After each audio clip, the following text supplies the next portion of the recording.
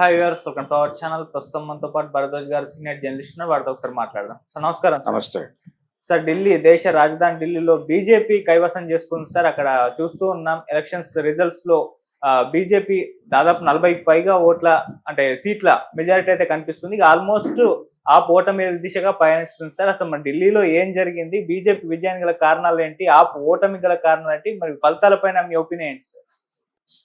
కేజ్రీవాల్ కూడా ఓటమి దిశగా వెళ్ళిపోయాడు అనేది ఇప్పుడు లేటెస్ట్ న్యూస్.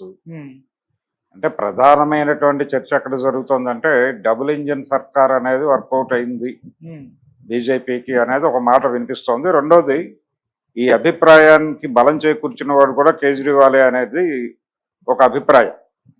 కేజ్రీవాల్ ఏమన్నాడంటే, నేను ఏ పని చేయాలన్నా కేంద్రం అడ్డుకుంటోంది, నన్ను కట్టడి చేస్తోంది, కంట్రోల్లో పెడుతోంది, అసలు చిన్న అంటే ఒక లోకల్ అధికారిని ట్రాన్స్ఫర్ చేయడానికి కూడా నాకు అవకాశం లేకుండా చేస్తున్నారు, నా చేతులు కాళ్ళు కట్టేసి నేను ఏదైతే మీకు సేవ చేయాలనుకున్నానో అది చేయనివ్వకుండా చేస్తున్నారు అని ఆయన ఎన్నికల సందర్భంగా ఇచ్చినటువంటి అన్ని ఉపన్యాసాల్లోనూ దీన్ని ప్రధానాంశంగా మాట్లాడాడు.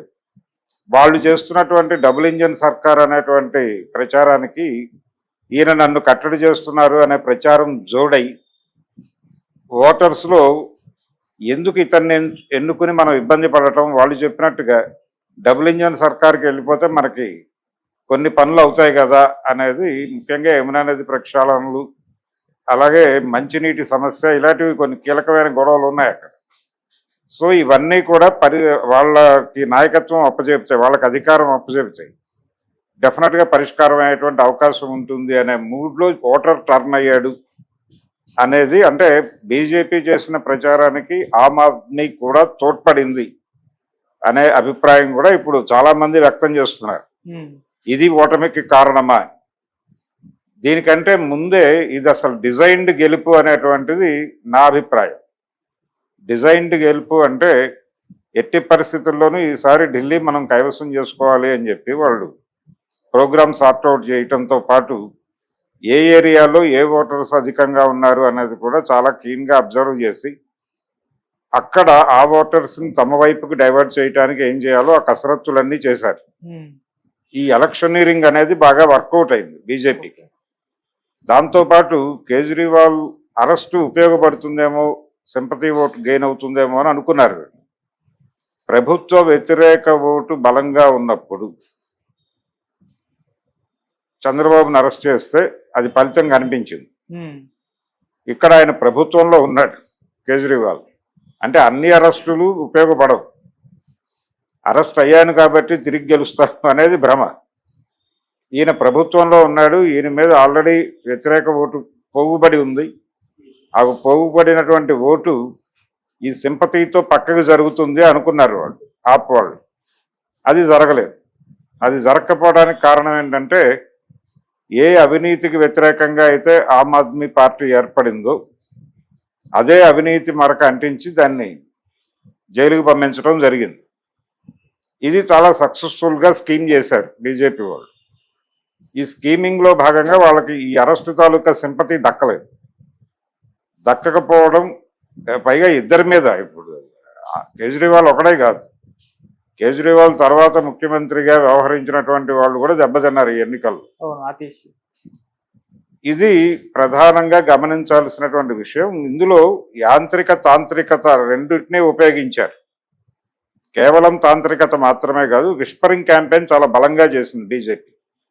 విస్పరింగ్ క్యాంపెయిన్ అంటే గుసగుసల ప్రచారం, ప్రతి చెవిన ప్రతి మెదడులోకి ఆమ్ ఆద్మీ పార్టీ బయటకి చెప్తోంది వేరు, లోపల చేస్తోంది వేరు, వాళ్ళ అవినీతి పరులు అనే విషయాన్ని బాగా ఇంజెక్ట్ చేయగలిగింది.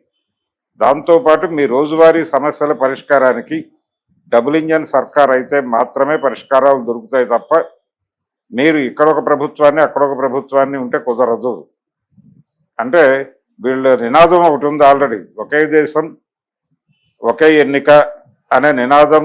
మరి దాని కొనసాగింపు భాగంగా ఒకే దేశం ఒకే పార్టీ అనే వైపుగా కూడా లాక్కెళ్ళిపోతున్నారు. ఈ లాక్కెళ్ళిపోయేటువంటి ప్రయత్నం చాలా చోట్ల చాలా బలంగా చేస్తోంది భారతీయ జనతా పార్టీ. అందులో భాగంగానే కాంగ్రెస్ పార్టీకి గత ఎన్నికల కంటే కొంచెం ఓటు పెరిగింది, కానీ ఓట్ పర్సంటేజ్ పెరిగింది కానీ వాళ్ళు ఇప్పటి వరకు ఎక్కడా కూడా ఖాతా ఓపెన్ చేయలేదు. గెలిచే అవకాశాలు పెద్దగా కనిపించట్లేదు. మాక్సిమం 1-2. నిజానికి వాళ్ళు ఢిల్లీని పరిపాలించినటువంటి పార్టీ అది. షీలా దీక్షిత్ గారు సుదీర్ఘకాలం ముఖ్యమంత్రిగా వ్యవహరించినటువంటి ప్రాంతంలో వీళ్ళు కనీసం ఒక సీటు కూడా గెలుచుకోవడానికి ఇబ్బంది పడుతున్నటువంటి పరిస్థితి చూస్తున్నాం. ఇది నిజంగా కాంగ్రెస్ వైఫల్యమా లేకపోతే ఈ డిజైన్లో భాగంగా కాంగ్రెస్ని పక్కకు తొక్కారా అనేది ఒకటి చూడాలి. కేజ్రీవాల్ కొంతవరకు తన ప్రాభవాన్ని నిలబెట్టుకునే ప్రయత్నం చేశాడు. ప్రస్తుతానికైతే 22 దాటారు. 22 దాటారు. మొత్తం 70లో 39 వస్తే సరిపోతుంది. 36 వచ్చినా చాలు. BJP already 40 దాటేసింది. సో వాళ్ళు దాదాపు ప్రభుత్వాన్ని ఏర్పాటు చేయటానికి అర్హమైనటువంటి మెజారిటీ అయితే సాధించేశారు. కేజ్రీవాల్ కష్టం. అంటే దాదాపు ఇంకా సగం గెలవాలి. అన్ని సీట్లు లేవు అక్కడ. కాబట్టి కేజ్రీవాల్ ఎట్టి పరిస్థితుల్లోనూ అంటే ఆమ్ ఆద్మీ పార్టీ ప్రభుత్వాన్ని ఏర్పాటు చేసే పరిస్థితి అయితే ఇప్పటికి లేదు. అయిపోయింది. దీని నుంచి ఢిల్లీ ఎలక్షన్ తర్వాత జరగబోయే పరిణామాలు ఏంటంటే ఆమ్ ఆద్మీ పార్టీని చంపేస్తుంది బీజేపీ అనే ప్రచారం ఒకటి జరుగుతోంది. చాలా ఛానల్స్లో చాలా మంది విశ్లేషకులు అది మాట్లాడుతున్నారు. కానీ బీజేపీ ఎట్టి పరిస్థితుల్లోనూ ఆ పని చేయొచ్చు. ఆమ్ ఆద్మీ పార్టీని అలా ఉంచి కంట్రోల్లో ఉంచుకుని అది దాన్ని రాజకీయ క్రీడలో ఎక్కడ అవసరమో అక్కడ వాడుతూ ప్రధాన ప్రత్యర్థిని పూర్తి స్థాయిలో పక్కకి గెంటేయటానికి, ఆటలో నుంచి కాంగ్రెస్ పార్టీని పక్కకి గెంటడానికి అవసరమైనటువంటి శక్తులన్నింటినీ తన వెనక తన కంట్రోల్లో పెట్టుకునేటువంటి ఒక రాజకీయ క్రీడ ఆడుతోంది బీజేపీ. అందులో భాగంగా ఆమ్ ఆద్మీ పార్టీని తన కంట్రోల్లోకి తీసుకునేటువంటి ప్రయత్నం మొదలవుతుంది. ఇది ముందు నుంచి అనుకుంటున్నది. ఢిల్లీ ఎన్నికలని ఆషామాషిగా తీసుకోదు కేంద్ర ప్రభుత్వం. చాలా కాన్షియస్గా సీరియస్గా ఉన్నారు. పర్టికులర్గా ముస్లిం ఓటర్లు పాపులేషన్ బాగా ఉన్నటువంటి నియోజకవర్గాలు 6-7 ఉన్నాయి అక్కడ. ఈ నియోజకవర్గాల్లో అంటే మెజారిటీ ముస్లిం ఓటర్సే. ఆ ఏరియాలో కూడా వీళ్ళకి అద్భుతమైన సపోర్ట్ దొరికింది భారతీయ జనతా పార్టీ. అంటే మైనారిటీలను కూడా కంట్రోల్లోకి తీసుకోగలిగారు. ఆ కంట్రోల్లోకి తీసుకురాగలగటానికి వాళ్ళు రకరకాల శక్తుల్ని వాడారు. అందులో అనేక ముస్లిం గ్రూపులని ఆల్రెడీ వీళ్ళ కంట్రోల్లో పెట్టుకున్నారు. గతంలో ఎంఐఎంని కూడా వాళ్ళు గైడ్ చేసి అవసరమైన చోట కాంగ్రెస్ని దెబ్బ కొట్టడానికి ఎంఐఎంని వాడినటువంటి సందర్భాలు కూడా మనకు తెలుసు. కర్ణాటక ఎన్నికల దగ్గర నుంచి మొదలు పెడితే చాలా ఎన్నికల్లో ఈ క్రీడ ఆడారు. ఇలా ముస్లిం సామాజిక వర్గాన్ని తన కంట్రోల్లోకి తీసుకోవడానికి అవసరమైన శక్తుల్ని మోహరించి అక్కడ కూడా వాళ్ళు విజయ పతాకాన్ని ఎగరవేయగలిగారు. ఇది మాత్రమే కాకుండా జనరల్గా న్యూట్రల్ ఓట్స్ని తన వైపు తిప్పుకోగలిగింది బీజేపీ. తటస్థ ఓటర్లను కూడా తన వైపుకు తిప్పుకోవడానికి ఈ డబుల్ ఇంజన్ సర్కార్ అనేటువంటి నినాదం ఉపయోగపడింది. ఇలా వాళ్ళు యాంత్రికత తాంత్రికత వాడి ఢిల్లీ ఎన్నికల్లో ఫైనల్గా ఒక జెండా అయితే ఎగరేయగలిగారు. ఇది ఇక్కడితో ఆగదు. ఇది అంతం కాదు, ఇది ఆరంభంలాగా దేశంలో ఉన్నటువంటి అన్ని పార్టీలని నెమ్మదిగా కంట్రోల్లో తీసుకుని ప్రధాన ప్రత్యర్థిని ఆటలో నుంచి ఎలిమినేట్ చేసేదాకా ఈ క్రీడ నడుస్తుంది. ఈ క్రీడ ముగింపు ఏమిటంటే జమిలీ ఎన్నికలు అనే పేరుతో మొత్తం దేశమంతా కూడా కాషాయ జెండా ఎగరేయటం అనే దిశగా నడుస్తుంది. అంటే కంట్రోల్డ్ బై బీజేపీ అనటంలో ప్రతి చోట కూడా ఆమ్ ఆద్మీ పార్టీ కూడా బీజేపీ కనుసన్నల్లో రేపు గెలుపు సాధించవచ్చు. ఏపీ పరిస్థితి చూస్తున్నాం మనం. ఆంధ్రప్రదేశ్లో ఉన్నటువంటి 3 ప్రాంతీయ పార్టీలు కంట్రోల్డ్ బై బీజేపీ. అది జనసేన కావచ్చు, వైసీపీ కావచ్చు, తెలుగుదేశం కావచ్చు. తెలుగుదేశం పార్టీ ఎక్కడ తోక జాడిస్తుందో, తోక జాడించేటువంటి లక్షణం ఆ పార్టీకి ఉంది. దానికి కొంత సొంత బేస్ ఉంది కాబట్టి దాన్ని ఇంకొంచెం ఎక్కువ కాన్షియస్నెస్తో కంట్రోల్ చేసే ప్రయత్నం చేస్తోంది. ఇలా చాలా చోట్ల జరుగుతోంది అదే. ఎక్కడ ఏ పార్టీని ఏ కౌంటర్ని మూసేయమని చెప్పరో వాళ్ళు కంట్రోల్లోకి తీసుకుంటారు తప్ప. ఇప్పుడు ఆమ్ ఆద్మీ పార్టీ తేల్చుకోవాల్సిన పరిస్థితిలోకి వచ్చింది.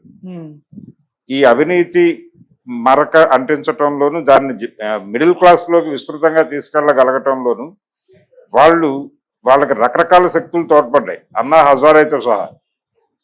అన్నా హజారే మాట్లాడిన మాటల ప్రభావం కూడా ఓటర్ మీద కనిపించింది. అంటే ఆ పాదులో నుంచి మొలకెత్తిన మొక్క ఇది. ఈ మొక్క మీద ఆయన క్రిటిసిజం పెట్టడం అనేది కూడా దాని ప్రభావం చూపించింది ఓటర్. ప్రధానంగా స్థానిక సమస్యలు, కాలుష్యానికి సంబంధించిన గొడవలు చాలా ఉన్నాయి అక్కడ. ఇవన్నీ కలిసి రెండోది నోయిడా లాంటి ప్రాంతాలు, వీటికి ఇక్కడ పారిశ్రామిక కేంద్రాలు, పారిశ్రామిక ప్రాంతాలలో సరైనటువంటి పరిపాలన లేదు అనే అభిప్రాయం కూడా బలంగా ఆప్కి దెబ్బ కొట్టినటువంటి పరిస్థితి. కాకపోతే కింది స్థాయి ఓటర్